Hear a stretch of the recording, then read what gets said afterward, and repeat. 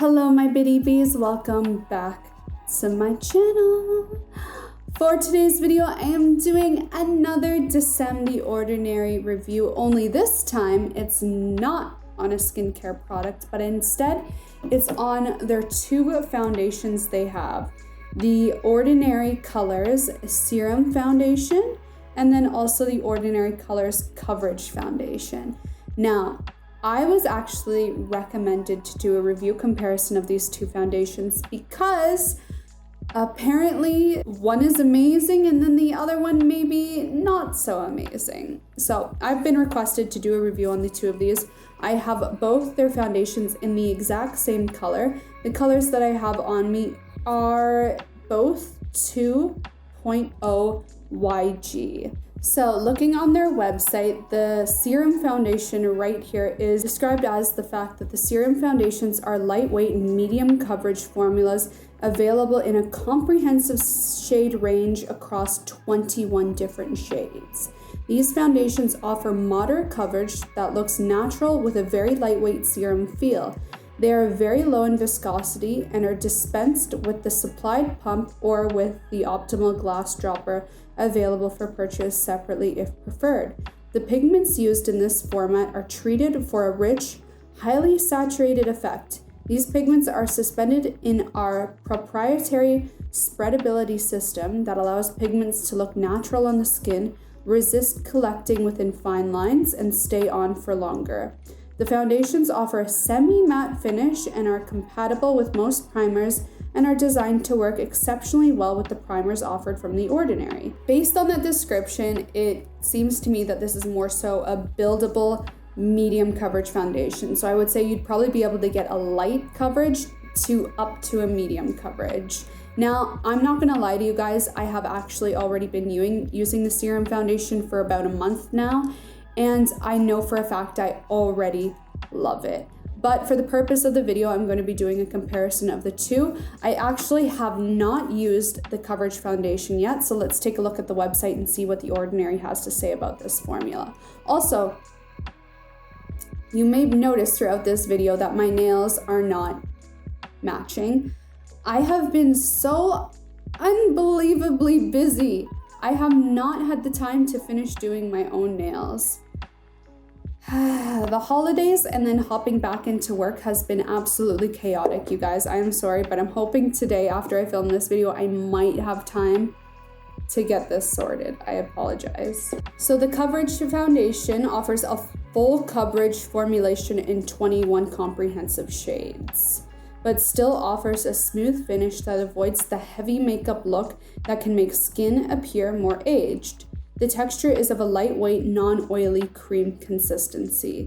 The pigments used, blah, blah, blah. So it says the exact same thing about the pigments and the formulation. The only difference is that it is a heavy coverage foundation with a semi-matte finish that is not supposed to leave your skin looking heavy or aged. So it sounds like the website had more to say about the Serum Foundation rather than the Coverage Foundation. While this one claimed to not settle into fine lines, this one simply only said that it doesn't make your skin look aged. However, it wasn't very specific on that in diving into the fact that it might not settle into fine lines or wrinkles. So what I'm going to be doing today is applying both of these foundations in the exact same color, being that of 2.0 YG, on one half of my face for each, using the exact same brush. Now, on my skin, I have minimal to no skincare as I want to see how these foundations compare and contrast with just basic skincare. With that being said, all I have on my skin is the 𝐂𝐎𝐿 One Step Moisture Up pad, which is a cleansing pad that has some hydrating and moisturizing skincare ingredients in it. So I have a very thin layer of moisture and hydration on my skin right now. Nothing else. The only makeup that I do have on is a small amount of concealer under my eyes, some fake eyelashes, and then my eyebrows are also done. But that's it. So with that being said, let's hop right on into the demo. I'm going to be using my old Etude House buffer brush, foundation brush for the application of this product, just because I want to get a maximum amount of foundation on my skin, while sponges and other kind of brushes I feel tend to absorb more of the foundation than actually leaving on the skin. By using this brush, I'm able to just get the pure foundation delivered directly onto the skin without any of it being absorbed into a puff or a cushion.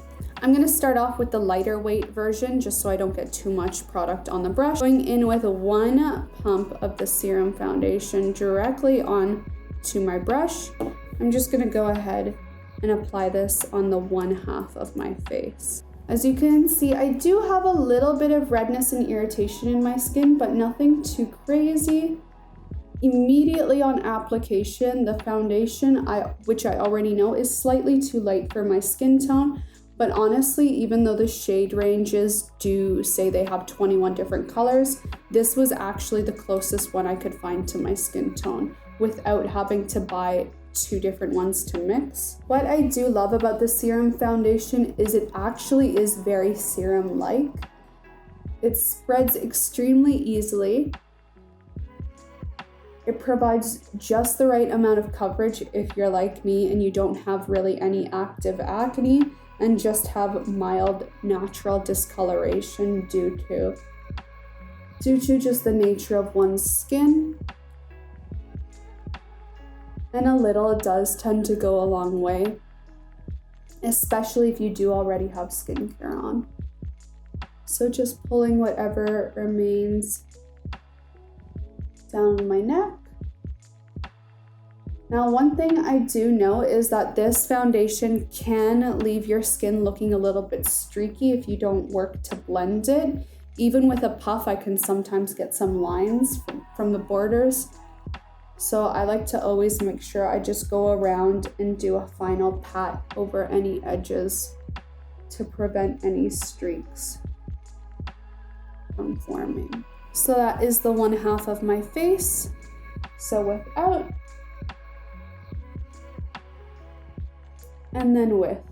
It is like what I do notice when I do wear this foundation is my skin really stays nice and hydrated throughout the day.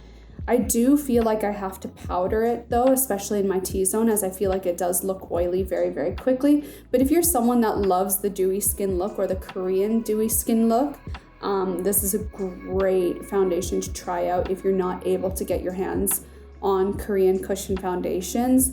This is a really affordable alternative. In fact, I would love to just like turn this foundation into an actual cushion foundation product. I'd be so happy. So next, going in with the Cover foundation, taking the exact same amount, so 1 whole pump onto the brush. And just because I haven't used that one before, I just have to give it a little extra. There we go. So immediately what I noticed when dispensing the product onto the brush is that it had a thicker consistency. However, it doesn't look as thick as I thought it would be. So just going over and applying that to this, applying that to the skin. Now this foundation off the bat is more what I'm used to from Western foundations. It is still really moisturizing. Like, it has a really dewy finish, similar to that of the serum foundation, but it is offering a ton more coverage.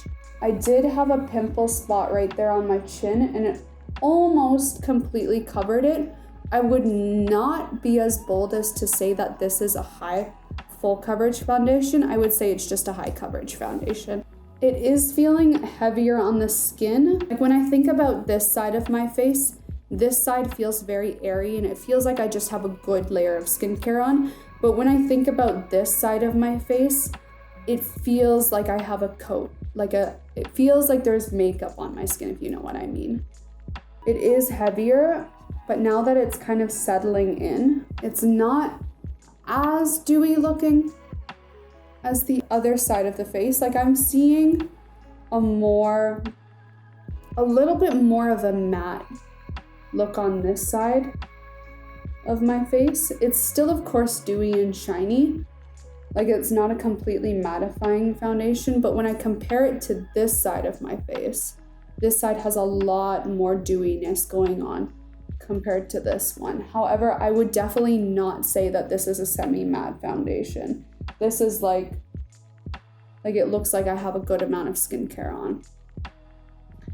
I feel like I have to powder both sides of my face. But if you're expecting to get any sort of matte coverage from the full cover foundation, I'd say you're not at all gonna get it. Let me just try to blend those lines so that when I go out grocery shopping, I don't look like I have a line down the center of my face. But right off the bat, without doing anything else, I love this side. But as someone who does not wear full coverage foundations often, I don't think I would use this one for daily wear. I feel like my pores are slightly more visible on this side in the center area of my face comparatively to this side, but it's very minimal and hard to notice. Like, the only way I would notice it is if I'm hunting for it. It does have a lot more coverage on my freckles comparatively to the other side, where on this side I can still see my 2 freckles that I have under my eyes, and I do have a large freckle on my nose that is very, like, hardly even noticeable. I feel like with the coverage foundation, if you do have active acne, you're still going to have to go in with the concealer to spot correct, because that spot that I have on my neckline is still red. I can still see redness, but it's just very, very toned down. I feel like I would probably use the coverage foundation on an evening out or on a date, or if I knew I was taking pictures and I needed that more coverage. Serum foundation, I think I would continue to use every single day. So when you're going to work, if you're just going grocery shopping, or even if you're hanging out with friends and you don't feel like doing anything high coverage, like it's just casual, I would wear this one. But if you know that you're going to be out in a situation where you're going to be taking photos, I would definitely wear the high coverage one, especially for the fact that it doesn't contain any SPF.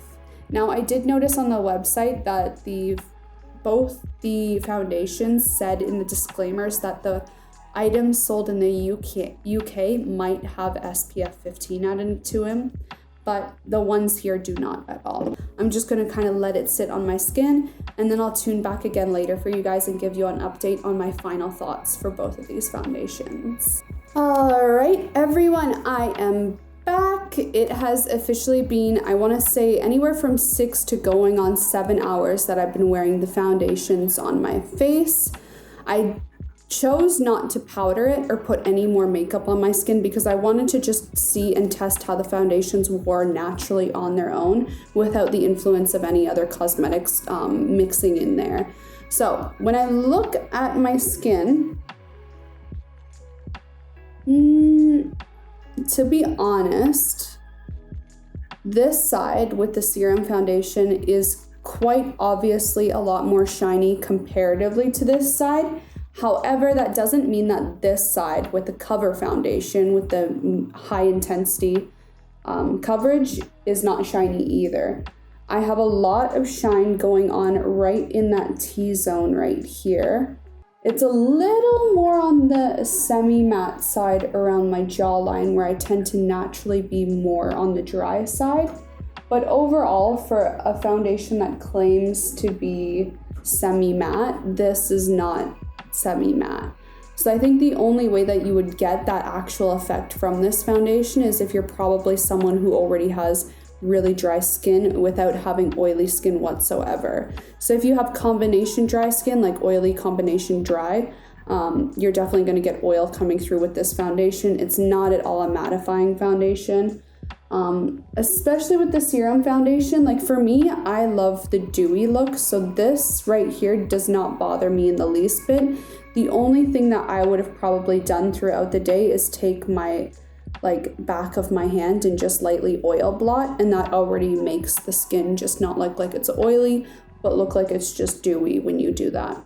That's kind of like my own little trick. I use the back of my hand because it tends to be more dry and more clean, and I just oil blot the areas throughout the day that have gained a little too much shine. But overall, I don't have any feeling of irritation on my skin for either of the sides. The only thing that is kind of making me lean a little more towards the serum foundation is the fact that on the side with the higher coverage foundation, I do have creasing in my areas where my face is more expressive.